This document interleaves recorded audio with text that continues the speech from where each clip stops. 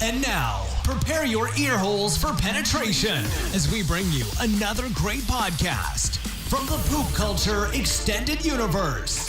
Before we get started with the podcast, I gotta let you know that our sponsor Vault, a password and data synchronization app using visual aids to keep your data secure, is giving away a $100 Visa gift card when you register using the URL vault.io/PCEU. That's vault.io/PCEU. vault.io/PCEU. Every time you register on the website, you get 1 entry, another 5 entries for downloading the Vault app and enabling the backup and sync. Again, go to vault.io/PCEU to register to win. And now, to the show.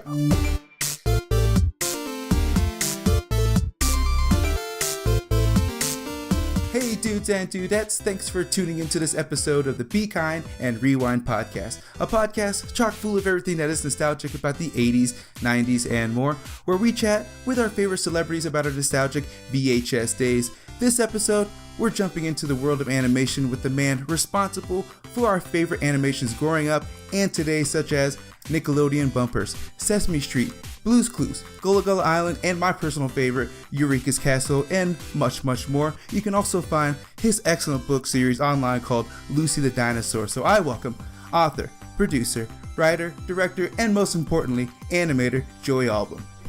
Well, thank you so much for having me. That introduction really made me smile. Well, thank you so much. I really appreciate, again, you taking the time. Many 90s kids listening right now are thanking you through their speakers for the awesome animation you've created over the years. Especially the mentions of Eureka's Castle and Gullah Gullah Island. Oh, man, Eureka's Castle takes me back all the way. That's babysitter days for me. Yeah. So again, appreciate that. And we'll get into that kind of stuff a little bit later, but just kind of jumping right into it. You know, of course, most importantly, I pointed out you've been an animator basically your whole life. So at what age did you really kind of realize this is what I'm pretty good at and this is what I want to do? Was there like a certain drawing that you did? Your parents were like, oh yeah, you could probably do this for a little while. I don't know if that ever, I mean, I was always drawing as a kid. So I think, yes, they saw that would probably be my path. The animation probably came from growing up watching, classic Hanna-Barbera, and then blocks of the classic Warner Brothers cartoons, the Bugs Bunny and the Daffy Duck. Yeah. All those classic the old cells for sure. Yeah. So was it like always animation? Did you ever do like painting or any sort of other mediums of art like that? I mean, I did just drawing, and then I think when I got to I always wanted to do animation, and then finally around the time of high school, I was able to start just kind of playing around and making my own little short films with a Super 8 camera, just set up, pointing at the floor and trying everything from clay to cutouts to drawings to just to see something move. I mean, that's time consuming right there. So that's the obvious passion and dedication at that point. Yes, you learn very quickly when you do animation that there's a lot of work involved. And a lot of times if you're doing it on your own, like you said, you're just kind of out there doing it all by yourself a long time, but you learn from your mistakes and you kind of cut the little corners cut corners, but you find ways to make yourself better. Yes, and I had a willing audience was my parents, so I would show them what I had just done, and they would very honestly say, well, it doesn't really make sense, or that part's too long, or something like that. Hey, the constructive criticism is perfect.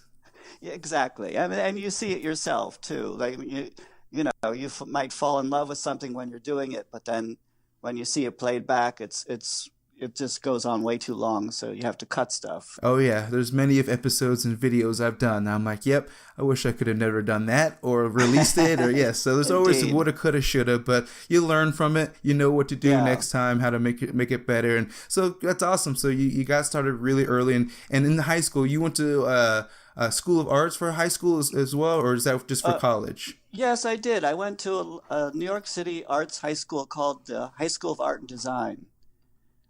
So, a great experience to have art all through high school.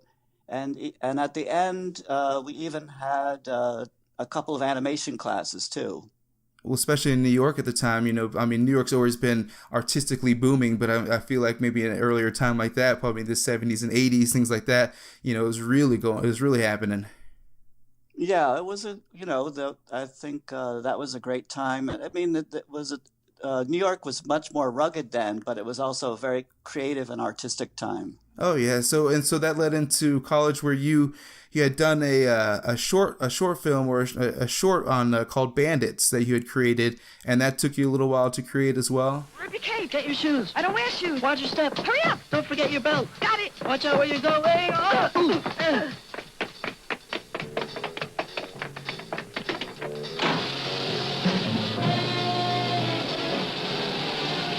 Are you sure they said they were riding horses? Yeah, that's what they said. You want some coffee? Yeah, sure.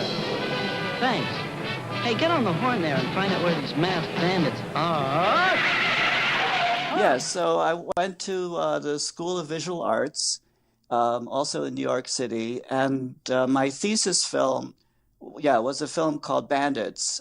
So it was 7 minutes long. It was kind of like a sort of an ode to superhero and cop TV shows at the same time. And I did it almost entirely myself, except for the music, which was terrific, which was done by another student composer named Artie Sweet. But it took about 2 years. I gave it a watch, and it's entertaining, to say the least. And I love the angles, especially, I wonder how many cells it could have taken just to go in and out of the car, the way you swoop in and out from the characters. Like, just me not knowing very much about animation and just seeing the earlier processes of it, just realize how much hard work and just like we talked about earlier, just dedication to make sure you go through drawing each cell perfectly to make sure it matches. And so I enjoyed the short. You said it took 2 years to produce. And so what was like your daily routine? Because I did see that you were a guest on the Nickelodeon show Stand By Lights Camera Action, hosted by good old Leonard Nimoy. Yes, that's a real treat. Yeah, as I guess kind of first of all, were you a Star Trek fan before going on to the show? I was a Star Trek fan, but I wouldn't say I was like a fanatic. Okay, so you weren't like over the top when you saw. You were still a fan, but you weren't trying to recite lines from episodes. No, to them. I didn't do the hand live thing long and prosper like tune. No, I did not do that. No, well, cool. Well, that's awesome. I got to watch that interview with you on there as well, and you talked about your 16-hour days working 2 years on this on your film. What was like a routine? What was your daily routine like working 16 hours? I mean, you have to also, keep in mind, not to go into all the detail, but that was a long time ago. So it was before Flash, before Toon Boom, before all these programs. So, it was basically the traditional way of doing animation on cells, shot on film, drawn on paper first. So there was a lot of, manual labor to it. And I actually came up with this crazy way of doing it not using cell paint, where I basically inked everything on paper and then with magic marker, and then cut out the paper and mounted it on the cells. So I kind of added this extra layer of labor.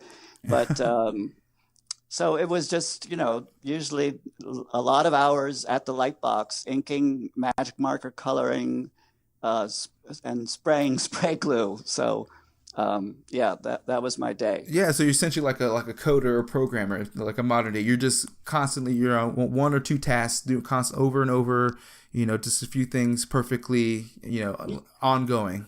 Yes, exactly. And then, of course, keeping up with other classes at the time, too. Yeah, exactly. Going to school, too. So right. I can imagine that was pretty demanding on your time overall. But, yeah, people will link that so people can go watch the short film. It's definitely entertaining and fun to watch. So after that, you did a lot of freelance work. What kind of freelance work did you do, and which one was, like, your favorite project? Well, I was very lucky that very soon after getting out of college, I got to work with two individuals, Eli Noyes and Kit Laybourne. They had a company called Noyes and Laybourne. And they're two, animation legends, basically. Eli made these great films called, one was with sand and one was with clay, that were just stunningly beautiful and had kind of inspired me when I was a kid. And Kit wrote the very first kind of animation book about independent animation. So I got to work for them on a pilot for HBO, which later became Brain Games. Okay, nice. So that was, just a thrill to work with both of them. I was still doing my crazy paper, work on paper, mount on cell technique. So that was a really fun project to do right off the bat. And so I know you mentioned the other animators, Noyes and Laybourne. They also worked with you later on at Nickelodeon. Is that right? I worked with them off and on over the years because they had their own company, and I would come in and kind of work with them all different ways. Sometimes I was like a production manager coordinator on some of their commercials. Mm-hmm. And then like when they did Eureka's Castle, I did a lot of the graphics for the show.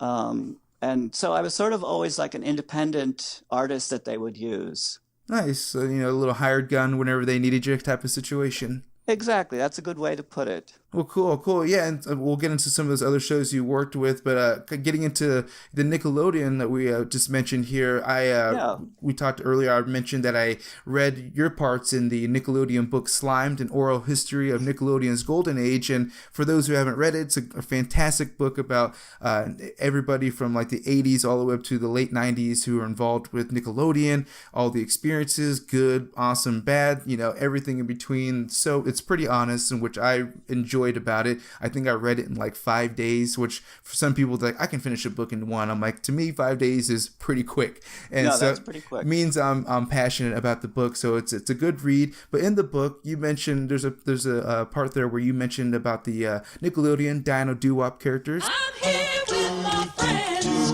Nickelodeon, the song So you had created, and at this point I feel is the most iconic of all the Nickelodeon bumpers. And for those not familiar, a bumper is a brief announcement, usually 15 to 20 seconds in length between, or before commercials and between programs, which all us 90s kids remember seeing before Nickelodeon shows. And of course, like I said, the Dino Doo-Wop characters were one of the ones that you were responsible for. So can you give us a story about how that came to be? Yeah, sure. Those were done, those were produced for Nickelodeon by a company called Fred Allen, which was Fred Seibert and Alan Goodman. And most people, in animation should know Fred Seibert because he's pretty famous in animation for many things. And they had a producer named Tom Pomposello who produced all those tracks, all the doo-wop tracks. And he would go out and look for animators and contact people. And I think through a friend, he contacted me. And that's how I got to do the IDs I did for Nickelodeon, was working with Tom Pomposello for Fred and Alan. It's such the amazing kind of cocktail of things. You have like the dinosaurs, which kids are into, the doo-wop stuff, which parents can get into, but it's just so catchy that even kids can get into. And just it being like, it's not really a commercial, because as a kid we don't know what a bumper is, but we just see these tiny little cartoons, little shorts right before our favorite program's about to come on. And to have like the doo-wop ones and just those catchy tunes and the create the animations that we wouldn't see in any of the cartoons we're watching. So it was awesome to witness those things. Yeah, and of course it was super fun to work on. The thing that was kind of really, many parts of it were innovative, but one of the cool things as everybody knows about the Nickelodeon logo, was that it could be anything as long as it was that orange color with those letters. So it was really, and part of the mandate of working on those was to make sure you put the logo in as many times as possible within the 10 seconds of the bumper. So it was really just a fun project. And it worked because, like you said, now going back and watching them recently, you do see the logo is not off the screen. It's always coming on or leaving one part but showing up in another place, which is, of course, pure marketing gold. But for us kids, it worked on us perfectly, because even to this day, when I mentioned it on Twitter, I had such so many people just kind of be like, oh, I remember this one was my favorite. All of them, those are things that most other channels don't have those type of things that people remember, but Nickelodeon definitely does. So those bumpers definitely mean a lot to us. So I know a lot of people are thanking you again for the Dino doo-wops. On the Lord Hut, here a hut, Nick. On the Lord Hut, here a hut, Nick. On the Ricky Ticky Low, while living #1 Nickelodeon. Some other ones that kind of went on. Like I said, you kind of maybe not all worked in the same office, but you worked around, like you said, the Fred Allen was their company, Noise and Laybourne, and Edward Basques, I think was how you say his name. Jerry Lieberman. They all you guys were helping create these bumpers, like the Dino Doo-Wop, the Viking opera ones, the Doo-Wop singers. I think it was the Drive-In Jupiter one. Like those are all like the classic bumpers that we loved. It's funny you mentioned. I was friends with Jerry Lieberman, and then also one of my very first jobs in animation was working for Edward Baxt, and we did because I had this experience doing magic marker coloring. I worked for him for 40 days in a row doing magic marker coloring for these spots that he did for Bic lighters. Well, I can imagine getting paid to just run through some markers is not a bad gig. Yeah, it's not bad. That's true. Yeah, it was fun, and he's a great guy. Well, nice. Well, another thing that you created, I know you had created a previous pilot before, but you had worked on Thunder Lizards. And now, the group you've been waiting for, the Thunder Lizards! Thunder Lizards.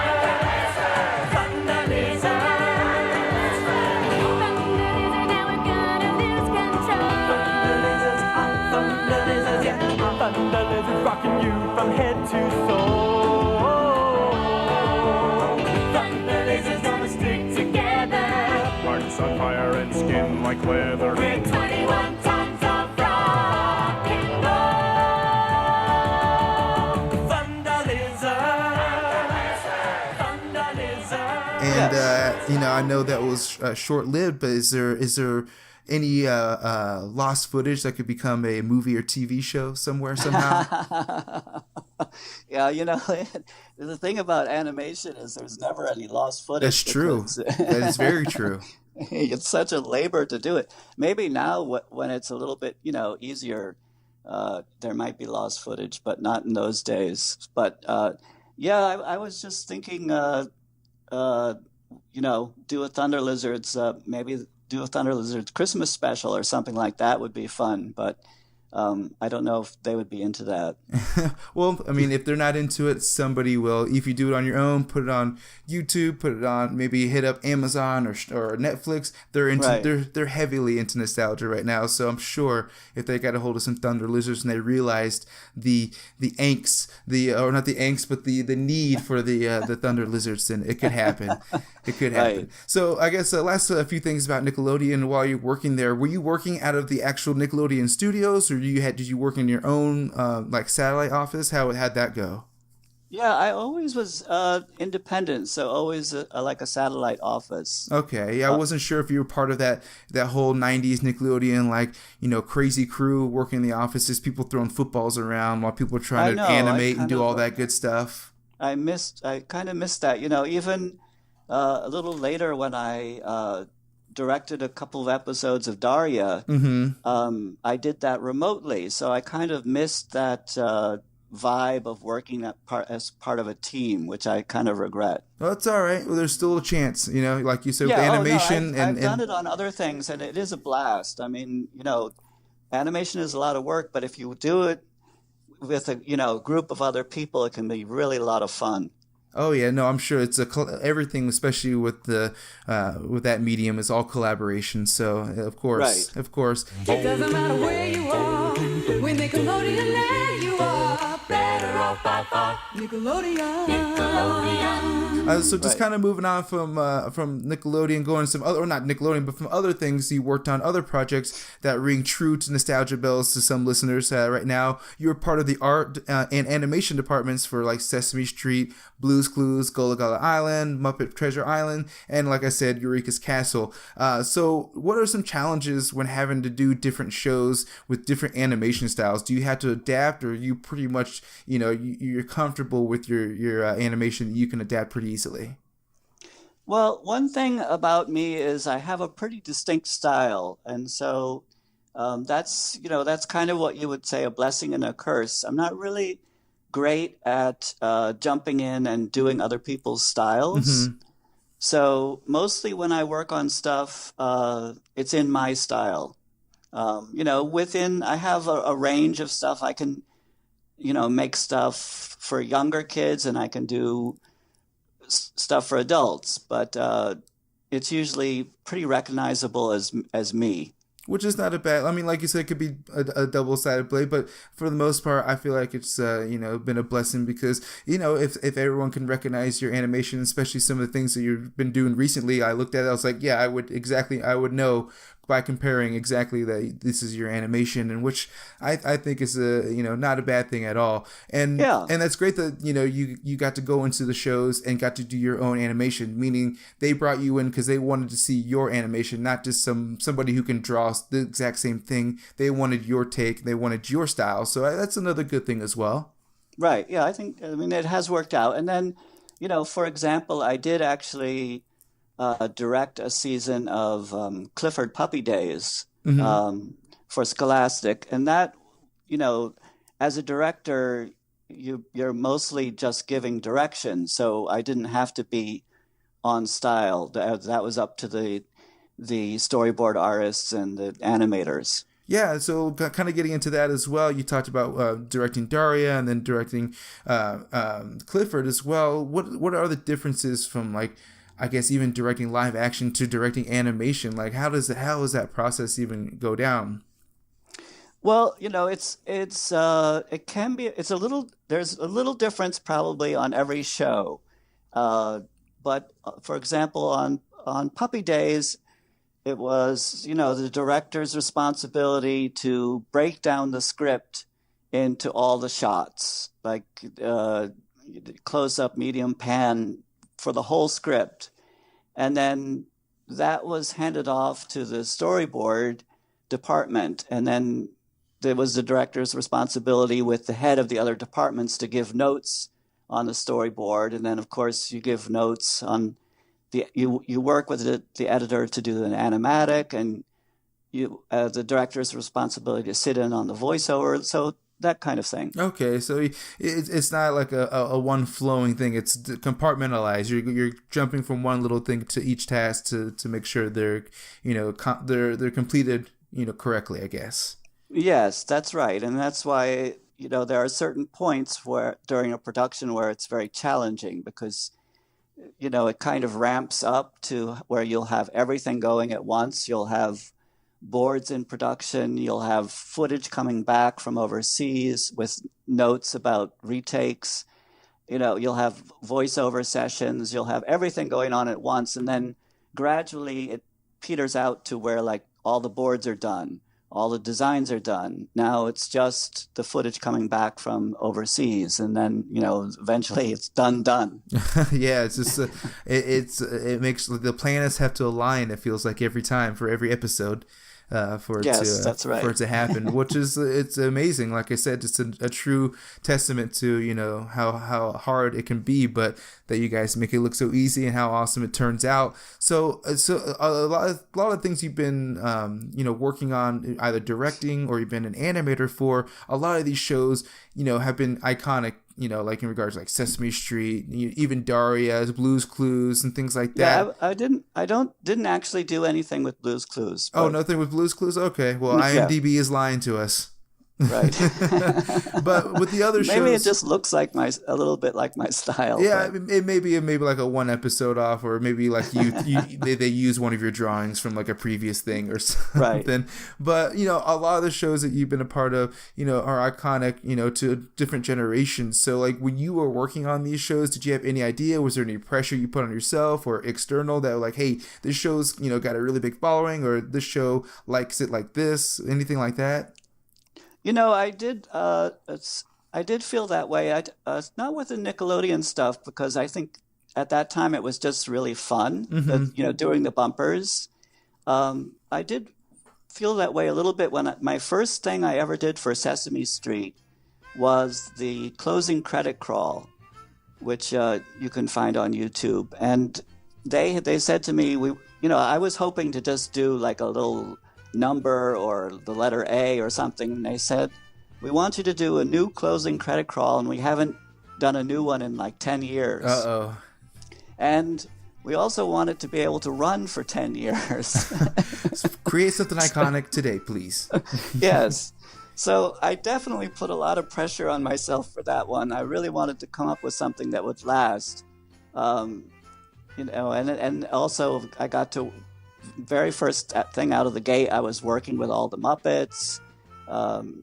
So that was, yes, I did put pressure on myself, and it turned out terrific, and it did run, in one form or another for many years. So I think it was successful. Well, awesome. Well, yeah, we'll definitely have to check it out. Which one did you do again? It's the one in the 90s where it starts and ends with the Statue of Liberty in the harbor. Very nice. Yeah, we'll find that on YouTube and link that as well. Nickelodeon.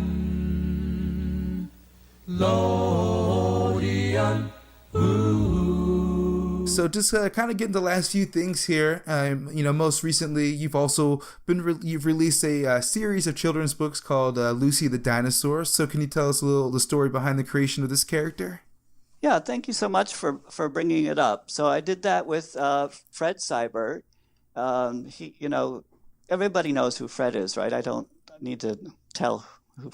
Probably for the most part, but if you want to give a brief bio. Well, he had this company, Fred Allen, and he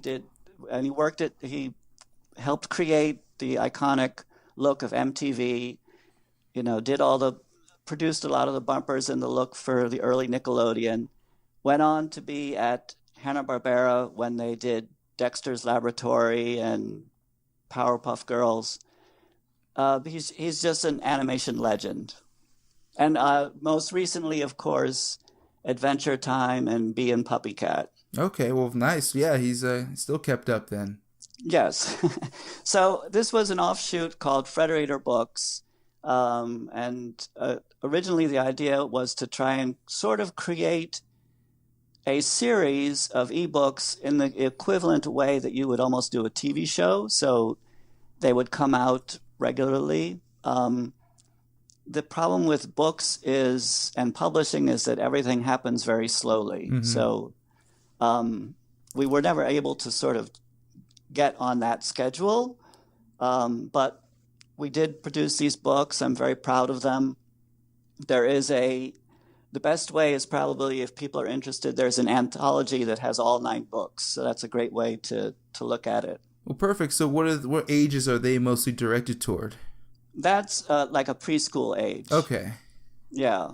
And then how many books are currently, are there like 9 books? Is that correct? There's 9 books, and we're doing, there's another series called Hilly the Hippo, which hopefully will be available soon. Right now it's only available on this platform called Epic, which is kind of like a subscription platform for parents to subscribe, and then they get a certain amount of books each month. Yeah, that's I mean, you can't go wrong with that. No, it's great. It's great fun. That's also working with a man named David Wilk, who handles all the book stuff for Fred. Okay, so is there any chance for Lucy the Dinosaur, like TV show or movie or any animated? I don't know. On YouTube? I've done a few things I wouldn't say independently, but I've done a few things on my own for the Frederator Books YouTube channel of the Lucy character. Okay. Just trying out different things. We did a sort of how to draw series of a couple of shorts. I had taken the Lucy character and done a few things about introducing the characters. And I also did I took one of the books and turned it into a short too. Well, cool. Yeah, I did see that you have your own YouTube channel called the Ahlbumation. Is that right? With yes, that's right. The tutorial videos. Yeah, very cool. And I did see that you're incorporating the characters, and especially I really liked the Korean videos that you did. You know, it's an awesome visual for visual learners like myself. Oh, thank you so much. Yeah, I have a YouTube channel. I've just tried a bunch of different stuff to see if anything kind of hits or clicks. So I did these kind of very satirical, you might say, an animation series. And then I did some Lucy videos. And recently I did, these early words, very simple Korean words, because my wife is Korean. So it was kind of a fun way for us to work together. Well, perfect. Well, I mean, maybe you had to start incorporating some friends in there. You're going to get a Spanish friend in there. You need to start getting some Italian friend, things like that. Because you're definitely reading my mind. I think you're onto something with this, honestly. Yeah, when I started watching, I was like, yeah, what? I mean, I've used Rosetta Stone for Spanish, and they do a great job. Yes, and they use visuals, but the way you use it, just a kind of like a little mini cartoon with every word. It's like, okay, beautiful. You know, it kind of makes you like learning a song as opposed to, that's a better way of educating yourself, I guess. Right. Yeah. It was fun to work on. And so, yeah, I do. So I try little stuff like that. And then another film this was a little while ago, but I also took the characters from Bandits, Super Sam and Spot, and I did a kind of a short trailer for them. And that's on my YouTube channel as well. Well, nice. So how often are you releasing videos? It ebbs and flows. I know. Sometimes you have time for it, sometimes you don't. Yeah, I get discouraged and I think, why am I doing this? And then other times I'm kind of inspired. So. Oh yes, no. Like you said, the ebbs and flows of a creator of any content. Yes. I know that. Yeah, I'm part of that the Frederator network, but I know that the best thing to do is to have a regular release schedule, all that kind of stuff. But it's so hard when you're doing animation. Oh yeah, I mean, in that case, you'd have to backlog so many things, and even that's time consuming. So you kind of just have to go at your own schedule. It's hard to kind of keep on, which is fine. It looks like you have plenty of videos up there. So people, if you go on the YouTube channel, there are plenty of videos you can catch up on while he's got the next one getting ready to go. So I like that's a good way to put it. So go catch up on all those videos, and by the time you get through them, the next new one will be available. That's right. Very good. It doesn't matter where you are, when Nickelodeon land you are better off by far. Nickelodeon. So then Joey, anything else you have? You're so busy with all your other projects. Do you have anything else on your belt that you have getting ready to get going? Well, I mean, two other projects that I'll just mention. The other one that I did for Frederator was his sort of preschool channel called Fredbot, which is on YouTube. So this was like a year ago, but I did 29 short nursery rhymes for Fredbot. Like Wheels on the Bus and Five Little Monkeys, all the classic ones. And that was great fun. I got to work at Frederator Studios in New York. We turned out a new cartoon every 3 weeks. And that's something I'm really proud of the way they turned out.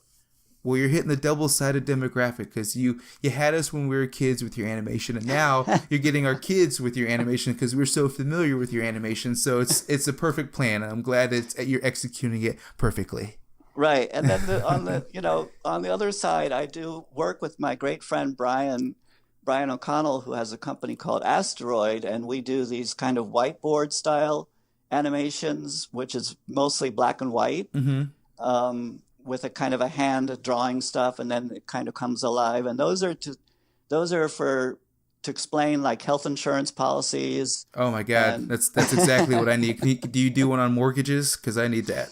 You know, we probably should. Mortgages, fixing a tire, all those basics that a lot of people probably Right. should but don't know. Right. So that's the other side of the age group. I'm telling you, you're like on the surface of these untapped markets. You're like right there. That's right. And then also, I've been thrilled to be doing 2 pieces for Sesame's YouTube channel. Which Oh, is really? called Cool. Sesame Studios. So I did one early last year, and then I just finished one that just started airing last week. So that's been great fun too. Nice. What was that one about? The first one was was like animal sounds, kind of based on that song "If You're Happy and You Know It." Oh, yes, that's right. So it's like if you're a cow and you know it, give a moo, you know. And so we're encouraging kids to make the sounds at home. I'm sure parents are loving, like, what's it? They're like probably on the computer making them Yes. hear the kid in the background. Moo. Moo. I was like, all right, as long as I can hear them and they're within distance, we're good to go. As long as that's all they're saying. Exactly. Well, awesome. What else was the other one? The most recent one was an alphabet, but it's like a live action hand turning the pages of a book, and then the letters kind of come alive on each page.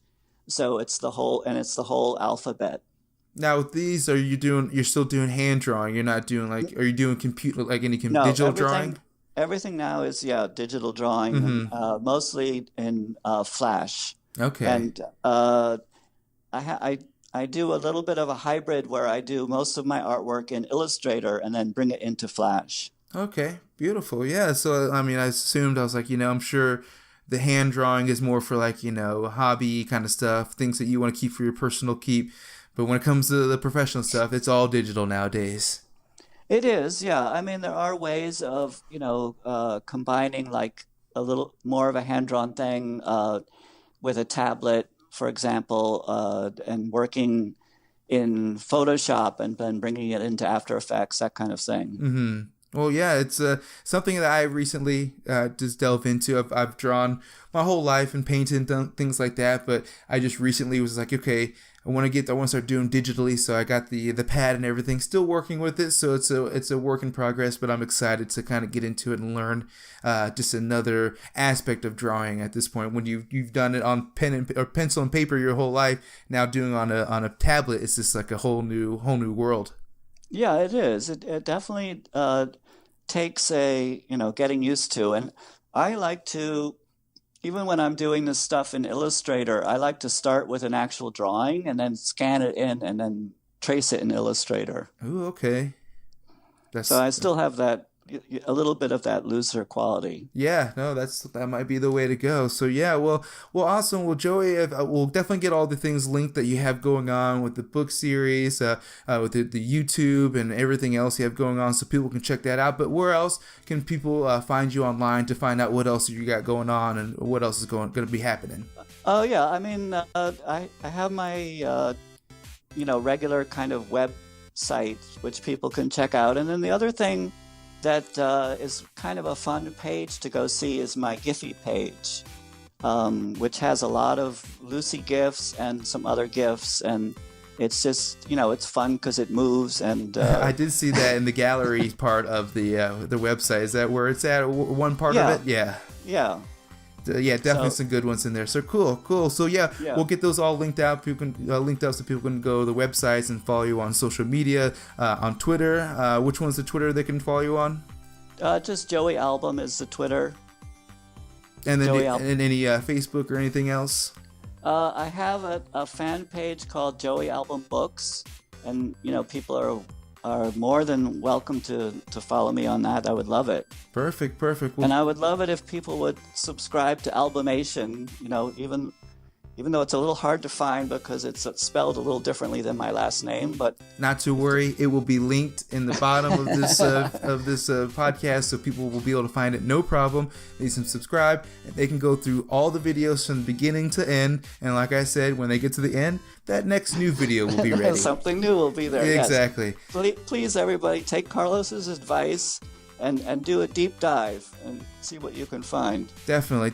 Well, Joey, I can't thank you enough for taking the time to come on the podcast again today. So appreciate it. And like I said, everybody else, all us 90s kids are thanking you for all of your awesome animation throughout the years. So for thanks to everybody else for tuning into this episode of the Be Kind and Rewind podcast. Make sure you subscribe, like, follow, and rate the podcast on iTunes, SoundCloud, Spreaker, YouTube, and Poop Culture Podcast Network at poopculture.com. Also, follow the podcast on social media on Twitter, Facebook, and Instagram at Be Kind Rewind Pod for all of your nostalgic needs. So thanks, and be excellent to each other.